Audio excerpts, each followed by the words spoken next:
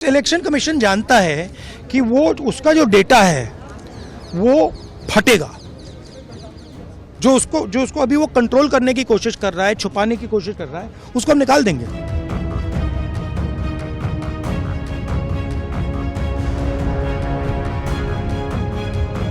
Sir, police आपको detain कर रही है क्या? आप लोग गिरफ्तारी देंगे क्या?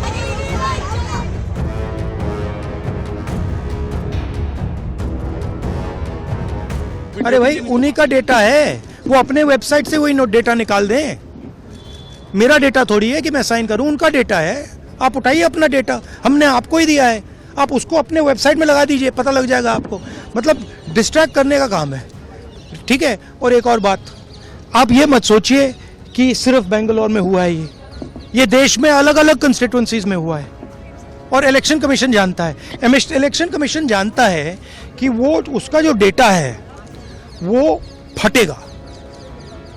जो उसको अभी वो कंट्रोल करने की कोशिश कर रहा है, छुपाने की कोशिश कर रहा है, उसको हम निकाल देंगे, ठीक है। और वो फटेगा, वो जानता है।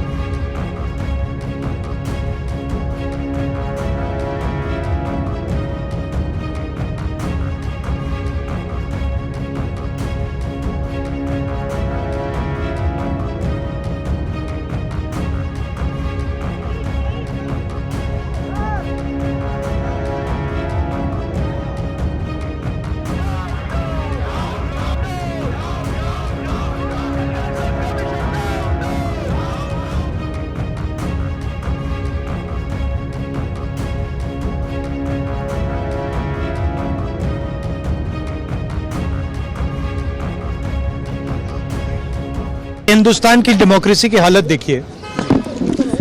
300 एमपीज इलेक्शन कमीशन से मिलना चाहते हैं और कहते हैं कि हम डेलीगेशन लेके आएंगे, हम आपको एक डॉक्यूमेंट देना चाहते हैं। इलेक्शन कमीशन कहता है नहीं, 300 एमपीज नहीं आ सकते हैं।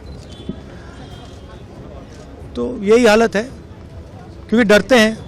300 एमपीज आ गए और वहाँ पे सच्चाई निकल आई और हमने उनको थोड़ा जो उनके काम की सच्चाई दिखा दी। That is why. सर, लेकिन आपको लगता है कि सर आपको ये जो लड़ाई है, मैं थोड़ा क्लियरली बोलना चाहता हूँ। देखिए, अब ये राजनीतिक लड़ाई से आगे निकल गई है, ठीक है। अब ये देश की जो आत्मा है, स्पिरिचुअल देश का जो आत्मा है, उसके लिए लड़ाई हो रही है। कॉन्स्टिट्यूशन की लड़ाई है। 1 मैन 1 वोट कॉन्स्टिट्यूशन का फाउंडेशन है। 1 मैन 1 वोट के बिना कॉन्स्टिट्यूशन का कोई मतलब नहीं है। और हमने क्लियरली दिखाया है कर्नाटक में कि वन मैन 1 वोट नहीं है। Multiple man multiple vote, 1 man multiple vote, सारा कुछ चल रहा है, ठीक है। तो ये अब लड़ाई पूरी की पूरी ऑपोजिशन लड़ रही है और हिंदुस्तान के जो युवा हैं उनको ये बात समझ आ गई है। तो अब इलेक्शन कमीशन को छुपना काफ़ी मुश्किल हो जाएगा।